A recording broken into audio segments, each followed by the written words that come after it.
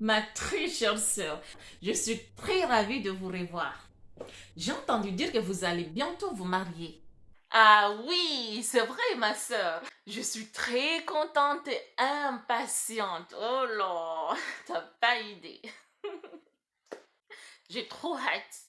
De l'amour dans l'air. Oh là là. Je comprends très bien votre joie et je vous félicite. Il est donc temps pour moi de vous parler des devoirs des maris musulmans. Des devoirs? Il a donc des obligations à faire? Je pensais qu'il suffit juste de m'aimer. En effet, ma sœur, l'amour est très important dans un couple. Mais pour bien vivre ensemble, l'islam nous impose des droits et des devoirs vis-à-vis de l'autre. Je vais donc profiter de cette occasion pour vous parler des devoirs obligatoires que votre mari doit faire pour vous. Ce qui veut également dire qu'il s'agit de vos droits envers votre mari. Si le sujet vous intéresse, je vous invite à me laisser un pouce j'aime pour montrer votre intérêt à ce sujet. Mais surtout, à rester avec moi jusqu'à la fin. Assalamu alaikum. Je vous souhaite à tous la bienvenue dans la communauté des apprentis musulmans. Je m'appelle Ramlati Maïdi Hamadi. Sur cette chaîne, l'islam, les paroles d'Allah, c'est un endroit où j'aide mes frères et sœurs musulmans amoureux de l'islam à apprendre les bases de la religion musulmane. Si vous êtes débutant et que vous avez la volonté d'améliorer vos connaissances de la religion musulmane, vous êtes tout simplement au bon endroit car je suis là pour vous. Le sujet d'aujourd'hui, nous allons parler des devoirs d'un mari musulman envers sa femme. Ce qui revient donc à parler des droits de la femme musulmane envers son mari. Tout d'abord, le mari doit impérativement donner à sa femme l'intégralité de la dot convenue lors du contrat de mariage. La dot peut être donnée pendant le mariage ou plus tard. Dans tous les cas, le mari n'a pas le droit de venir réclamer la moitié de la dot ou bien de refuser de donner la totalité de la dot convenue lors du contrat du mariage sous prétexte qu'il a découvert quelque chose dont il ne s'y attendait pas de la part de sa femme. Exemple, après le mariage, le mari a découvert que la femme ronfle beaucoup. Ok, mon frère, je suis désolée pour cette nouvelle désagréable, mais puisque le contrat de la dot est déjà fixé, vous n'avez pas le droit de venir réclamer la moitié de la dot ou de refuser de donner la totalité de la dot en guise de dédommagement. Ensuite, le mari doit impérativement prendre en charge l'entretien des besoins fondamentaux de sa femme en fonction de sa situation financière. C'est là que ça devient intéressant car la liste des besoins fondamentaux est longue. Ça commence par la nourrir, la vêtir, la loger, prendre soin de sa santé, etc. Je vais m'attarder un peu sur la santé de la femme. On sait tous que être en bonne santé ne veut pas dire absence de maladie. C'est avant tout la santé mentale.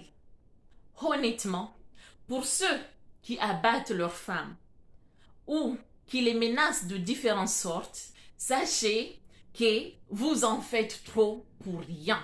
En effet, une femme, il suffit de la regarder de haut pour qu'elle ne dort pas toute la nuit.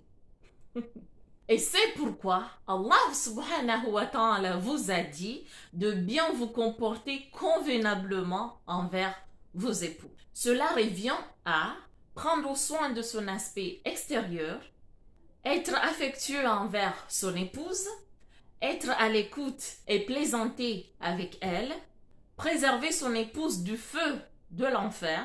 Et oui, le mari musulman a le devoir d'enseigner à sa femme ce qui est nécessaire dans la religion.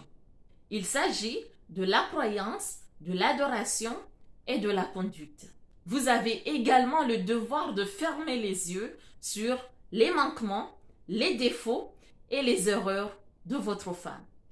Cela revient à ne pas dévoiler ses secrets, ses défauts, ses erreurs, ni de reprendre ce qu'elle dit. Franchement, en ayant connaissance de tout cela, ça me fait vraiment mal et triste de voir qu'il y a des maris qui n'hésitent pas à humilier publiquement leur femme sous prétexte qu'elle a fait des erreurs.